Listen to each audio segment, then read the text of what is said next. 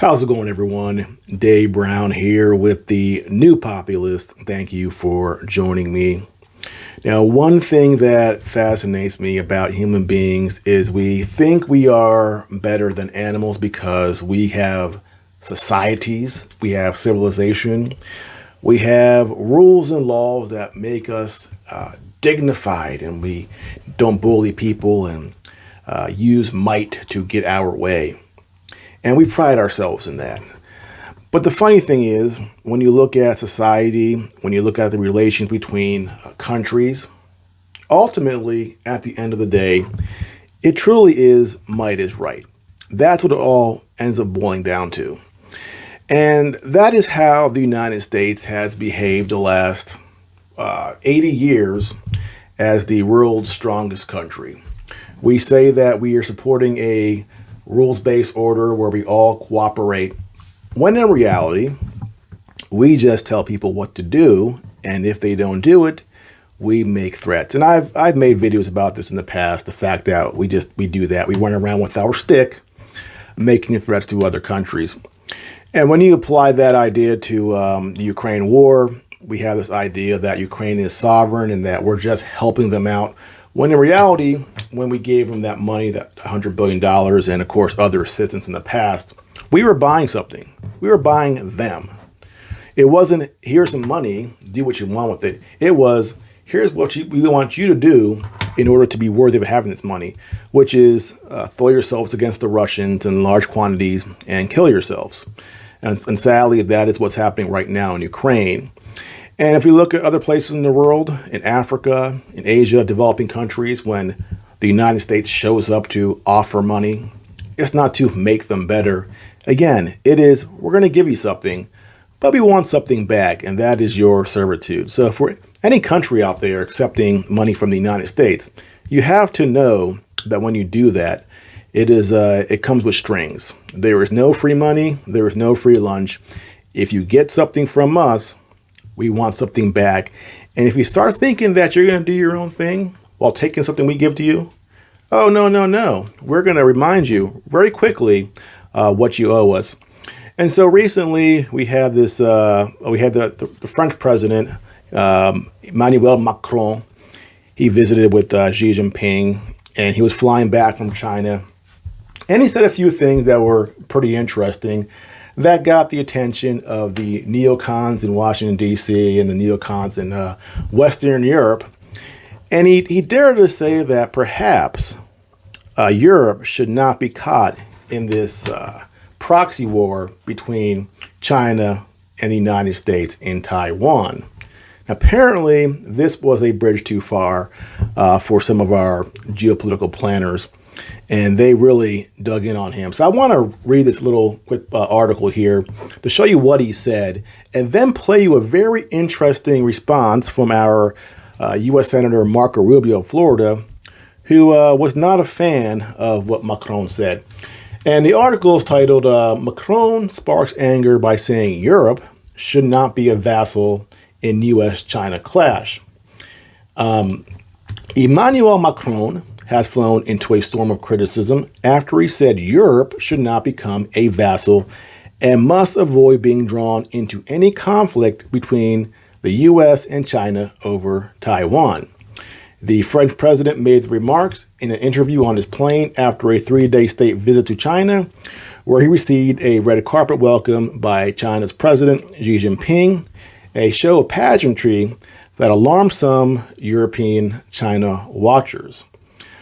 Speaking to reporters from Les Echos and Politico, Macron said Europe should be a third power in the world, along with the U.S. and China.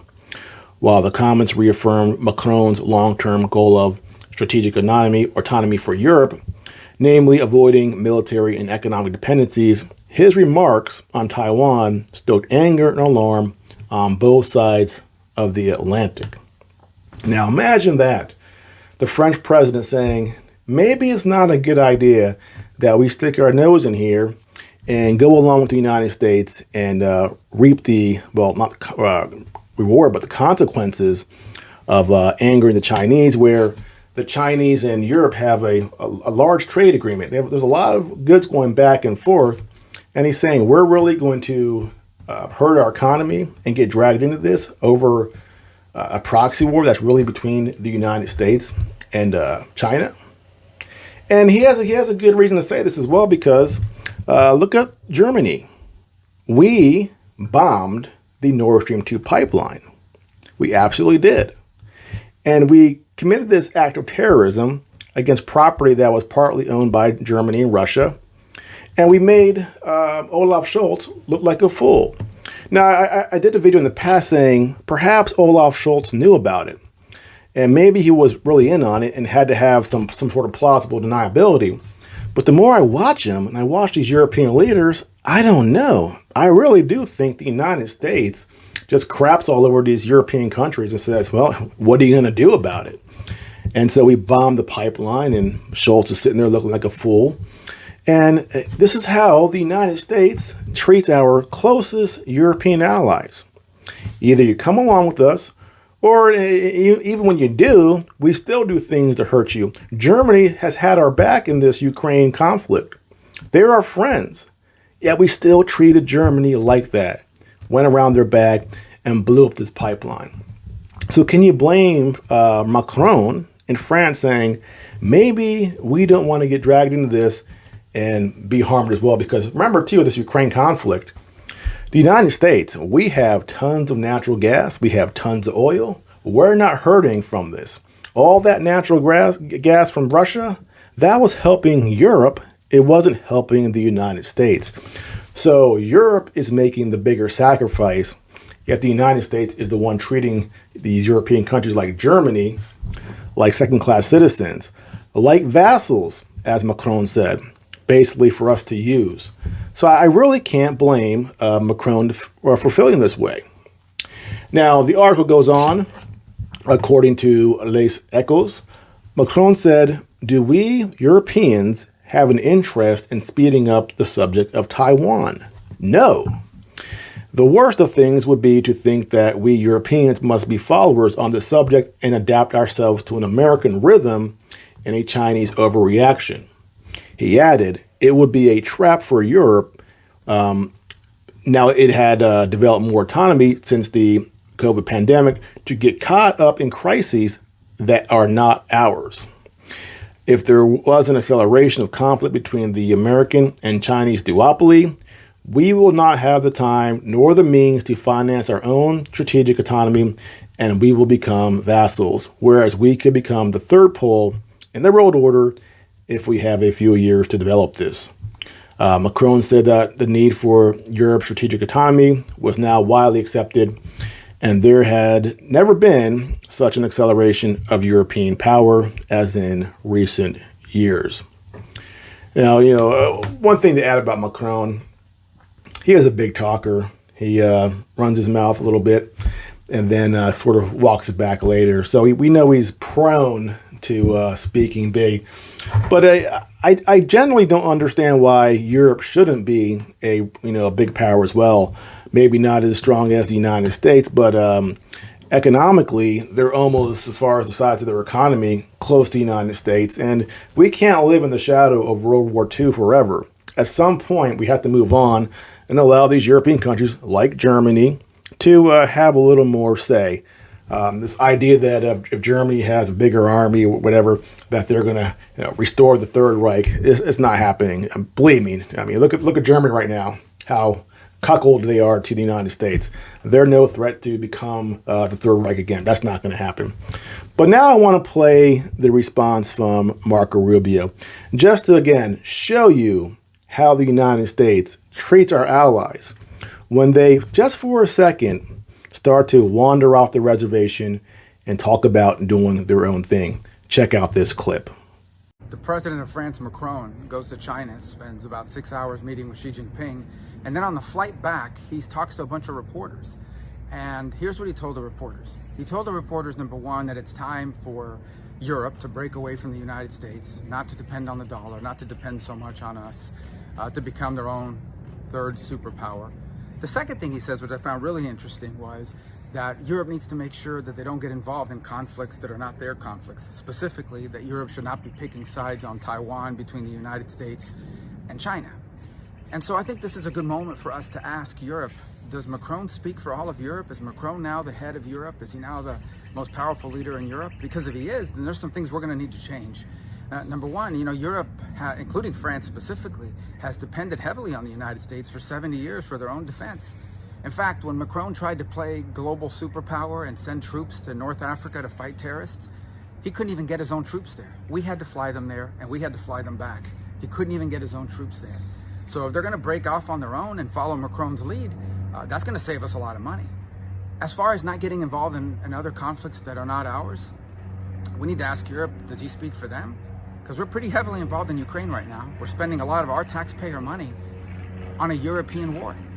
And I've supported that because I think it's in the national interest of the United States to be allies to our allies. But if our allies' position, if in fact Macron speaks for all of Europe and their position now is they're not going to pick sides between the US and China over Taiwan, then maybe we shouldn't be picking sides either. Maybe we should basically say we're going to focus on Taiwan and the threats that China poses, and you guys handle Ukraine and Europe.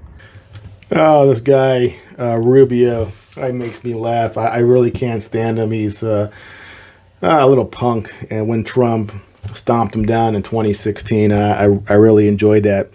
But one thing he says here about the United States getting involved in a European war, as if we just were indifferent and the Europeans said, hey, United States, come join us in this proxy war against Russia. That's a really interesting way of saying, or explaining what happened there. It's more like the United States said, hey, Europe, you all need to do this because we don't like Russia, jump on board. So the idea that we were just passively sitting around and the Europeans invited us to join them in this proxy war against Russia, well, that's certainly not what happened. And the other thing he says here, we've been protecting Europe for 70 years, and maybe we need to rethink that. Well, France has nuclear weapons. England has nuclear weapons. Nobody's threatening Europe. People say that Putin wants to invade Europe. No, he does not. This war in Ukraine and Donbass has been, simmering for years. It's a really something of a civil war between Slavs and Ukraine and Russia. And there is no real threat to Europe right now. So our protection, it's really us again, not giving protection, but buying their allegiance and making sure they stay in line and that they don't rise up and try to challenge us.